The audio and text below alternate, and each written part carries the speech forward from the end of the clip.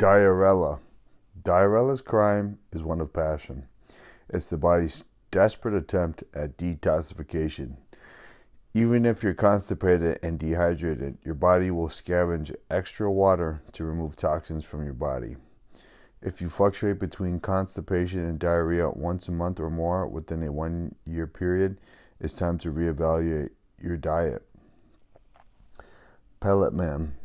Pellet poops resemble rabbit or sheep manure and may indicate altered states between peristalsis of the colon and dehydration.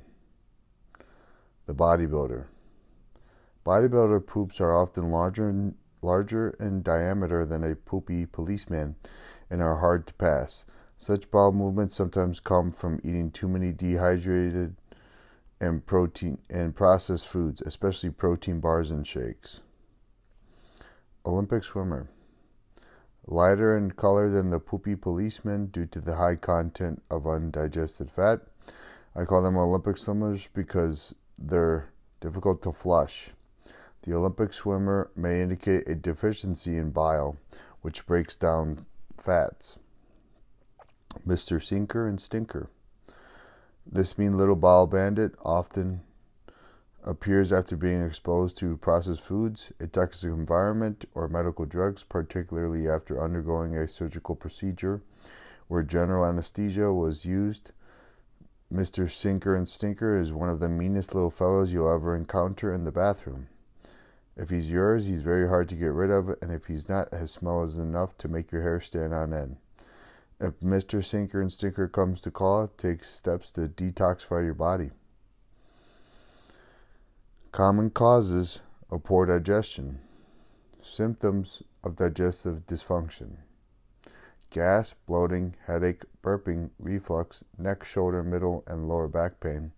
Fatigue after eating, abdominal distension, constant hunger, bowel irregularity, muscle and joint aches. Dehydration. For normal physiological and digestive processes to occur, you must consume adequate amounts of water. I recommend at least half your body weight in pounds and ounces of water per day.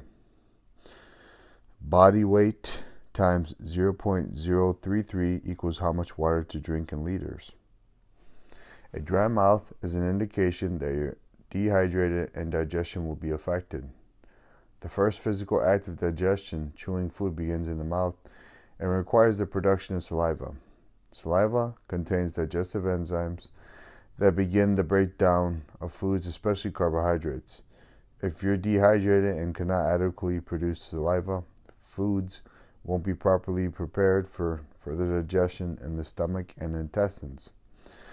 Once dehydrated, the body will scavenge water from vital organs such as the central nervous system, but the body will first draw water from the mucous membrane in the stomach and the small and large intestines. As food enters the stomach, hydrochloric acid is released to break down proteins. Dehydration robs moisture from the mucous membrane in the stomach. Then we get unprotected from HCl, hydrochloric acid, which is acidic enough to burn a hole through carpet and most certainly capable of causing ulcers. Pain associated with this process commonly causes reflex inhibition of the abdominal muscles, causing susceptibility to injury during physical exertion due to inefficient spine stabilization. Antacids are a common treatment for indigestion and heartburn, though there are unwanted consequences. Antacids contain high levels of aluminum, which is toxic and suspected to be a cause of Alzheimer's disease. Consuming antacids also inhibits optimal breakdown of proteins before they enter the SI. Aside from water, most of your body is comprised of proteins and fats. If proteins necessary for repairing cells are not properly broken down, they're less likely to be absorbed. The body will then begin to break down its own proteins for muscle. Heartburn is a sign of dehydration and should not be treated as an isolated condition. In addition to drinking at least one half your body weight in ounces times 0.033 in liters each day, I recommend 16 ounces about 15 minutes before each meal. to ensure proper hydration. Adding a pinch of sea salt to each liter bottle of water will increase absorption of water as well as aid in HCl production. When the mucous membrane of the colon is dehydrated, the goblet cells are unable to do their job of providing the necessary amount of lubricating mucus. This makes bowel movements hard to pass and leads to constipation. This is compounded by the fact that one of the primary jobs of the colon is to recycle water from feces as needed. Dehydration on any level will therefore result in the colon squeezing more fluid from your feces. This water-reducing mechanism was surely necessary during our developmental years as hunter-gatherers, while on long hunts or trekking in nomadic conditions where water may not have been available. But today, there is no excuse for not consuming recommended quantities of water. Symptoms of toxicity include fatigue, headaches, low back pain, asthma, gastrointestinal upset, acne, rash or other skin problems, pain between the shoulder blades, pain in upper right abdominal region, sciatica, allergies and food intolerance, eye, ear, nose, and throat problems, nervousness, arthritis, neck pain, cardiac irregularities. Toxic bowel. Another cause of poor digestion is a toxic bowel. This often results from constipation or an inferior diet of processed foods. If you experience any symptoms of toxicity, consider changing your diet. The most common culprits that lead to a toxic state are processed foods, pasteurized dairy products, processed juices, dehydrogenated fats, tap water, caffeine, drug use. Constipation. There are conflicting definitions of constipation. I tell clients they should feel a sense of complete evacuation after a bowel movement, and they should be moving about 12 inches of feces per day. This can be as one 12-inch bowel movement, 2 6-inch, 3 4-inch, etc. A body that is continually constipated will become toxic. If food remains in the garbage for several days, it rots and smells foul. Imagine this process occurring inside your warm, wet intestines. When undigested foods remain for more than 24 hours, bacteria that would otherwise remain dormant and be expelled along with other waste matter may become active. This bacteria feeds on undigested remains and produces toxic waste, creating an alkaline environment. This alkaline state inhibits peristalsis. Peristalsis is rhythmic waves of contraction of the digestive muscle that pushes food along the colon and triggers bowel movement. Toxins from these unfriendly critters can seep through a dehydrated mucous membrane. This puts a tremendous load on the liver and kidneys as they strive to keep these toxins out of the blood. The liver then works day and night to neutralize toxic seepage, all the while searching for water to put back into the system for myriad water-dependent physiological functions. You may be wondering how you can eat 3 or more meals each day and not be eliminating much. The answer is water composes 70 to 90% of foods. One of the colon's roles is to extract water from fecal matter for use elsewhere in the body. In a water-deficient person, the colon will squeeze as much water from the feces as possible, leaving the stool compacted in the colon. Thus, the saying, "You are what you don't exercise." Figure 3. The potty trained and basketball player poops.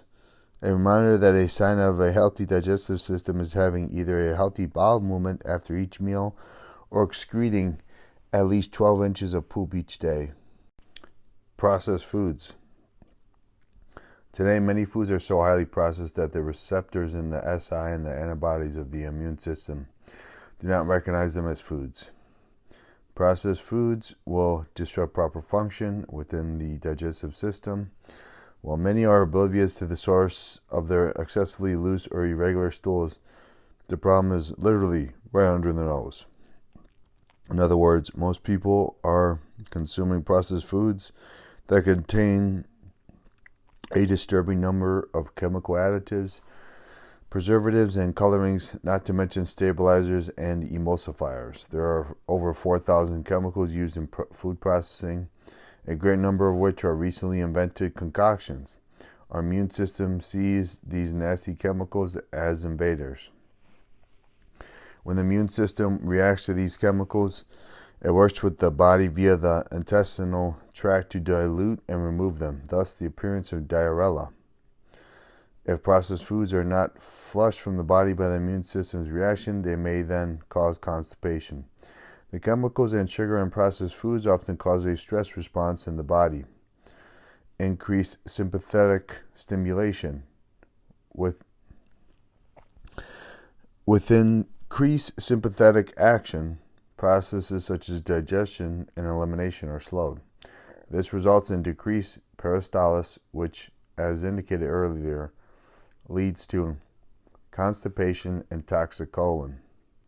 Aside from being potentially toxic and carcinogenic, many of these food processing chemicals are irritants to the gastrointestinal system.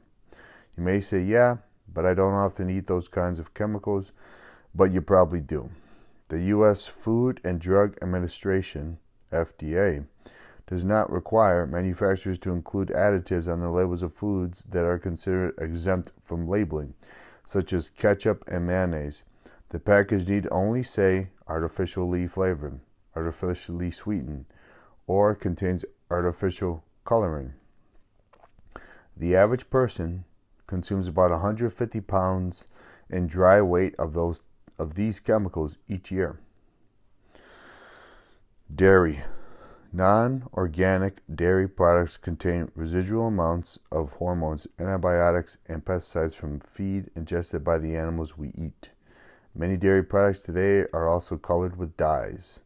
Non-organic butters and cheeses often contain yellow dye number 6, which nearly all my clients who have taken a food additive test discover they are allergic to. To make matters worse, milk is so badly damaged by pasteurization and homogenization that it is no longer a food. The heat of pasteurization kills the lactase enzymes that naturally break down lactose in milk. During the 1940s, Dr. Francis Marion Pottinger Jr. performed extensive studies on the effects of processed milk on the health of cats and humans. His study, Pottinger's Cats, revealed that when cats were fed any form of processed milk, they quickly developed significant health problems. By the 4th generation, the cats were unable to reproduce. Not only did Dr. Pottinger see very similar symptoms in his patients who consumed cooked milk products, he continued his study by raising dwarf beans in the soil from under the pens of the cats fed different foods in his study. This soil was fertilized by the droppings from the cats. The dwarf beans grown in the soil from under the cages that housed cats fed processed milk products grew crooked and were malformed. On the other hand, the dwarf beans grown in the soil from under the cages of cats fed only raw milk products and raw foods were not only extremely healthy, these dwarf beans grew to be 6 feet tall in some instances. If you consume dairy products, make sure that they're organic and preferably raw. Processed juices. Processed juices suffer the same fate as processed milk. Natural enzymes sensitive to temperatures above 108 degrees Fahrenheit are killed during pasteurization. These enzymes, like those in raw milk, aid in digestion, making the nutrients more available to your body as an energy source. Cooking the juice, which is necessary for shelf life, also damages most of the vitamins and other sources of micronutrients that naturally occur in fresh fruits, vegetables, and freshly squeezed juices. Once the nutrients are destroyed, you're essentially left with sugar water that is commonly enriched with synthetic vitamins without proper nutrients. Your body has to draw from other resources to run the metabolic pathways to digest the juice and detoxify the waste products. When you drink large quantities of processed juices, you set yourself up for indigestion. When deficient in natural enzymes, the body is unable to properly digest sugars. This provides a tasty treat for unfriendly bacteria, parasites, and yeast to feed on. These unwanted creatures also have to poop. Their excrement is highly toxic and not only stresses your liver and kidneys, but also your immune system.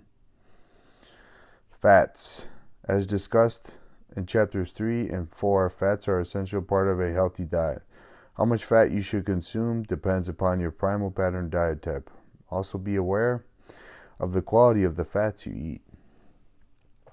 Far too many dehydrogenated or partially dehydrogenated fats, most often found in processed foods and foods from fast food restaurants, are consumed today. When damaged from the heat of processing, the structure of these bad fats actually resemble plastic more than fat. Therefore, they're very hard, if not impossible, to digest.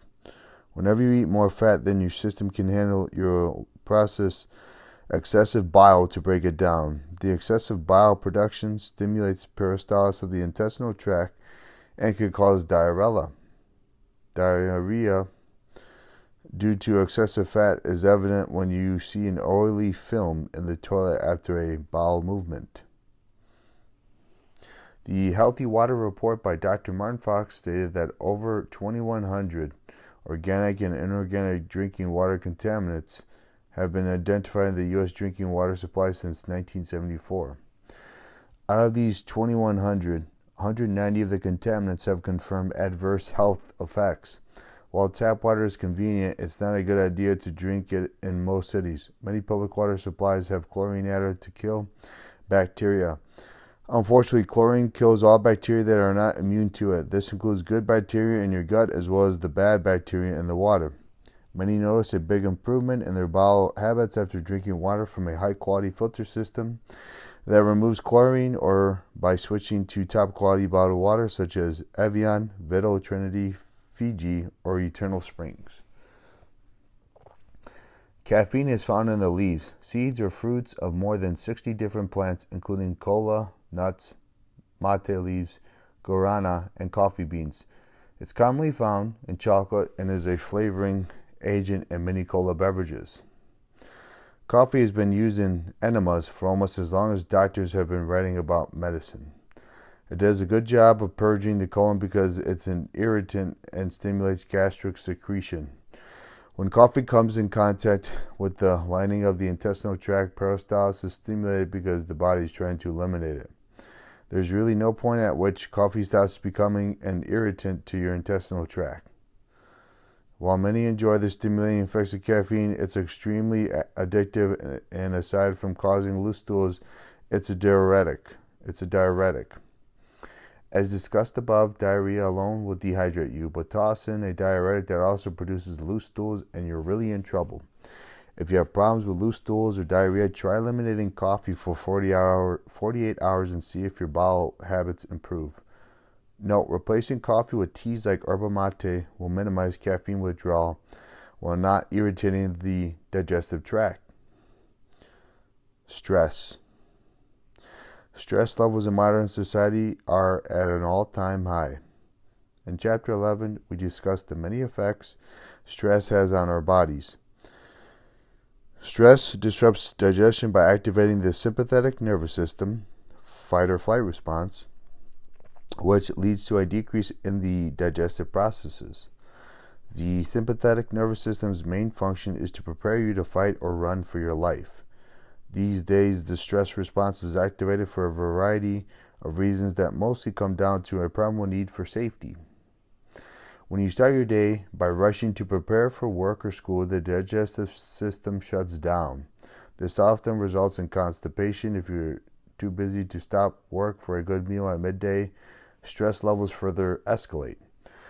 Finally, after battling traffic, you return home for dinner just in time to watch the news, and the process repeats itself. It's easy to get jacked up hearing about the crazy things happening in the world while you chomp away with your head turned to one side, staring in amazement.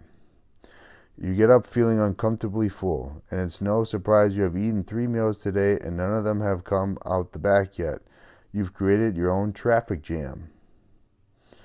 Over time, digestion becomes progressively challenged.